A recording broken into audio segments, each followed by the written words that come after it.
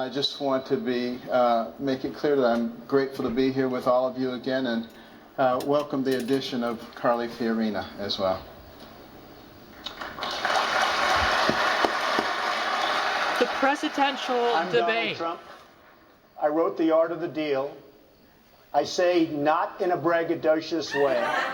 I've made billions and billions of dollars dealing with people all over the world, and I want to put whatever that talent is to work for this country. So we have great trade deals. We make our country rich again. We make it great again. We build up our military. We take care of our vets. We get rid of Obamacare. And we have a great life all together. Thank you. Thank you. Donald Trump.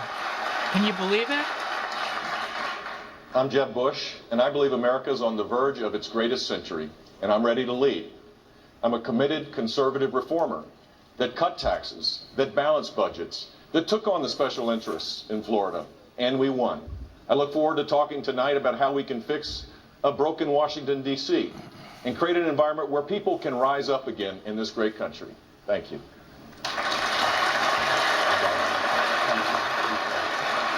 Good evening, I'm Scott Walker, and Tonette and I want to thank Mrs. Ray. Nation's history, where this nation's possibilities and potential are being crushed by a government grown so big, so powerful, so inept, so corrupt, and a political class that refuses to do anything about it.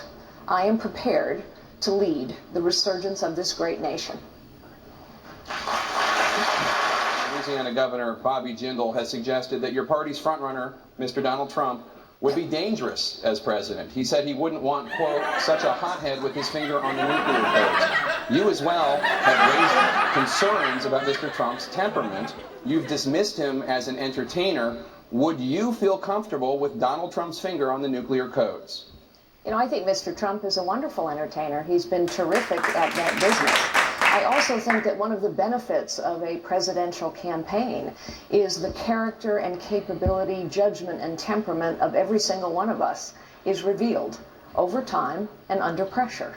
All of us will be revealed over time and under pressure. I look forward to a long race. You didn't answer my question. Would you feel comfortable with Donald Trump's finger on the nuclear codes? It's an issue that one of your fellow candidates has raised. That's not for me to answer. It is for the voters of this country to answer. And I have a lot of faith in the common sense and good judgment of the voters of the United States of America. Mr. Trump? Well, first of all, Rand Paul shouldn't even be on this stage. He's number 11. He's got 1% in the polls, and how he got up here, there's far too many people. Anyway, as far as temperament, and we all know that, as far as temperament, I think I have a great temperament. I built a phenomenal business with incredible, iconic assets. One of the really... So, number one, they have to respect you. He has absolutely no respect for President Obama. Zero.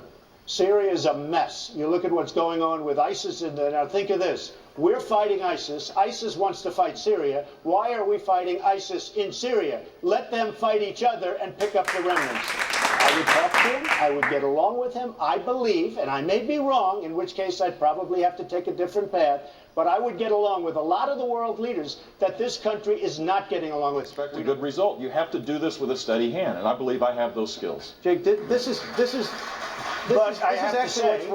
what's wrong with this debate. We're not talking about real issues.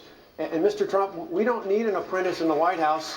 We don't need an apprentice in the White House. We have one right now. He told us all the things we wanted to hear back in 2008. We don't know who you are or where you're going. We need someone who can actually get the job done. And you talked about business. Well, in Wisconsin, let me finish. Excuse me. No, we talk about in business. Wisconsin, you're losing $2.2 billion right now. You're using I would do so much better than that. Mr. Trump, you're using small business owners and senior citizens, and it's about time people in America stand up and take note of this. If you want someone who can actually take on the special interest of Washington, which you yourself just said you were part of, using the system, we need someone who's going to stand up and fight for average Americans to put them back in charge of the government. I'm the one who's taking that on. I'll do that as your next president. Let's move on.